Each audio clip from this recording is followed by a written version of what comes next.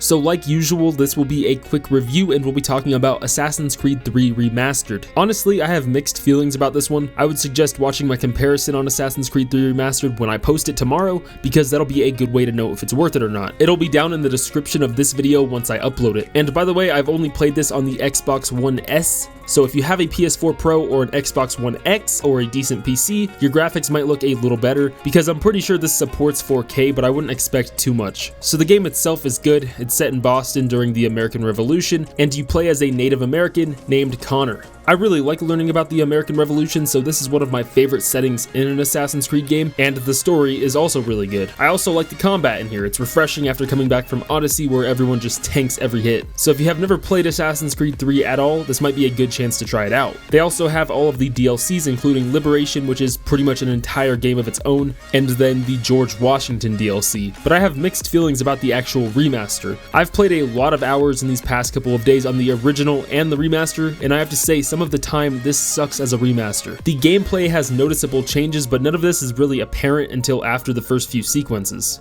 For some reason, I don't know if I just got used to the graphics in here, or if the graphics actually improve after the first few sequences, but the intro to the game seems to be a lot less quality than later on. The faces during the cutscenes, and pretty much everything about the characters during the cutscenes, are terrible. The character faces during the cutscenes in the original game look better than the remastered sometimes. I would actually say most of the time. A lot of the time, again, especially in the cutscenes, it looks like they just took a smudge tool and blurred everything around, and then increased the contrast and saturation by 200%, and then increased the exposure at some parts by 400%. The gameplay though is noticeably improved, and it's a lot easier for my eyes to look at. I don't know why the intro seems a lot lower quality. Again, I don't know if I'm just getting used to the quality, or if it's just because I put on some of the legacy outfits, because those seem to improve the quality of Connor himself a lot. Not really his face though. And the intro being worse quality wouldn't be that big of a deal if it wasn't 5 sequences long. There are 12 sequences throughout the entire game, and the last few are significantly shorter than the first few.